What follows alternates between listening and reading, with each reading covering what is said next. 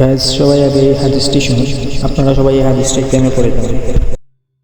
এক আল্লাহর ওলিকে ভণ্ড প্রমাণিত করার জন্য এলাকার সবাই একটা আলোচনা সভার আয়োজন করেছে, একটা মজলিসের আয়োজন করেছে। সেখানে আল্লাহর ওলিকে ডাক দেওয়া হইল। আল্লাহর ওলি সেখানে গিয়ে দেখতেছে হাজার হাজার লক্ষ লক্ষ মানুষ বসা, সবাই আল্লাহর ওলির বিপক্ষে। আল্লাহর ওলিকে চেয়ারে বসতে বলা হলো। আল্লাহর ওলি বলতেছে যে না, আমি আজকে এখানে বসার জন্য আসি নাই, বিতর্কের জন্য এসেছি। তাই আপনাদের এই বিতর্কে সভাপতিকে, মানে প্রধানকে, এই বিতর্কে আমার সাথে যিনি বিতর্ক করবেন প্রধানকে। তো একজন ডাক দিয়ে বলতেছে, হুজুর এখানে লক্ষ লক্ষ মানুষ, সবাই আপনার বিপক্ষে, আপনি একাই পক্ষ, তো আপনি যাকে নির্বাচন করবেন তিনিই হবে আজকে সভাপতি। তো আল্লাহর ওলি মাঠের মাঝখান থেকে একজনকে নির্বাচন করলেন। নির্বাচন করার সাথে সাথে সবাই জোরে অট্ট কায়দায় একটা হাসি দিয়ে ফেললো। সবার হাসি শুনে আল্লাহর ওলি জিজ্ঞেস করলো যে আপনারা হাসতেছেন কেন?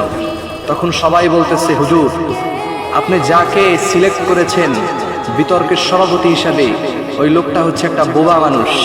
আপনি মনে হয় ভুলে গেছেন, বোবা মানুষ কখনো কথা বলতে পারে না। আল্লাহর ওলি বলতেছে যে না, আমি যাকে সিলেক্ট করেছি সেই কথা বলবে, সেই বিতর্কের সুরাহা দেবে, সমাধান দেবে। তখন সবাই আরো জোরে হাসতে শুরু করলো আর বলতে লাগলো আল্লাহর ওলি পাগল হয়ে গেছে। আল্লাহু আকবার।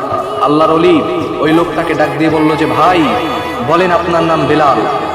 ওই লোকটা কোনো কথা বলে না। সবাই আরো জোরে একটা হাস দিল, মাঠ পুরো গরম হয়ে গেল হাসিতে। আল্লাহর ওলি ডাক দিয়ে বললেন, ভাই আজকে তোমার বলতেই হবে যে তোমার নাম বেলাল। আল্লাহর ওলির এই ধমক শুনে ওই বোবা লোকটা আল্লাহর অশেষ রহমতে তার মুখ থেকে কথা বের হয়ে গেল। সে ডাক দিয়ে বলতে লাগলো, হ্যাঁ আমি হচ্ছি বেলাল, আজকের এই মজলিসের সভাপতি।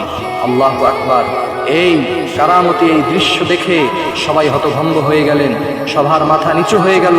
সবাই বুঝে গেলেন যে আল্লাহর ওলি কখনো ভণ্ড হতে পারে না, তিনি হচ্ছেন জিনুয়ান আল্লাহর ওলি, তিনি হচ্ছেন আসল আল্লাহর ওলি। আল্লাহু আকবার। বাংলাদেশের বড় একজন ওলির ঘটনা বললাম। যারা এই নাম জেনে থাকেন কমেন্ট বক্সে বলে যাবেন ইনশাআল্লাহ।